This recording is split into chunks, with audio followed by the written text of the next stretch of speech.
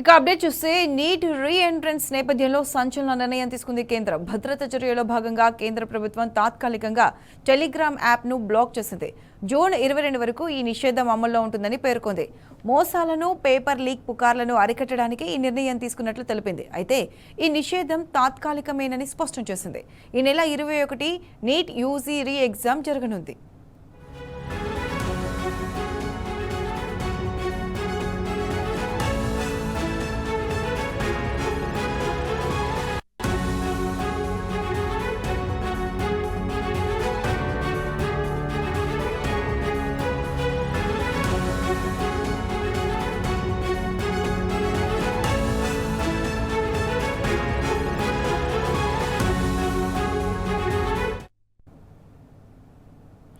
Right, ఇదే అంశానికి సంబంధించి పూర్తి అప్డేట్స్ మా ఢిల్లీ ప్రతినిధి సురేష్ అందిస్తారు.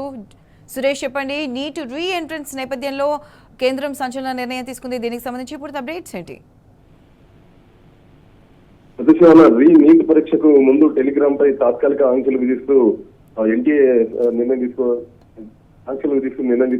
జూన్ 25న జరగనున్న నీట్ యూజీ 2026 రీ ఎగ్జామ్ కు ముందు పరీక్షలకు సంబంధించిన మోసాలు, తప్పుడు ప్రచారాలను అరికట్టేందుకు కేంద్ర ప్రభుత్వం టెలిగ్రామ్ యాప్ పై తాత్కాలిక ఆంక్షలు విధిస్తూ జాతీయ పరీక్షల సంస్థ నిర్ణయం తీసుకోవడం జరిగింది. ఈ విషయాన్ని విద్యార్థులు కూడా స్వాగతించడం జరిగింది. ఎన్టీఏ తెలిపిన అందిస్తున్నటువంటి వివరాల ప్రకారం ఎలక్ట్రానిక్స్ మరియు సమాచార సాంకేతిక మంత్రిత్వ శాఖ సూచనల మేరకు జూన్ 22 వరకు భారతదేశం అంతటా కూడా టెలిగ్రామ్ యాప్ ను తాత్కాలికంగా నిలిపివేస్తున్నట్టు ఆదేశాలు జారీ చేయడం జరిగింది. టెలిగ్రామ్ లో మెసేజ్ ఎడిటింగ్ ఫీచర్ ను జూన్ 30 వరకు నిలిపివేయాలని కూడా ఆదేశాలు జారీ చేసినట్టుగా తెలుస్తుంది. ప్రశ్నాపత్రాల లీక్లపై తప్పుడు ప్రచారం చేయడం, విద్యార్థులను మోసం చేయడం, సంఘటిత విషయాల్లో కాపీ కొట్టేందుకు ముఠాను టెలిగ్రామ్ ను బేస్ చేసుకొని ప్రచారం చేస్తుండడం, దాని కారణంగానే ఈ చర్యలను ఈ సంఘటన మరోసారి పునరావృతం కాకుండా నిరోధించేందుకు ఈ చర్యలు తీసుకుంటున్నట్టు ఎన్టీఏ పేర్కొనడం జరిగింది. పరీక్షల పారదర్శకత, విశ్వసనీయతను కాపాడేందుకే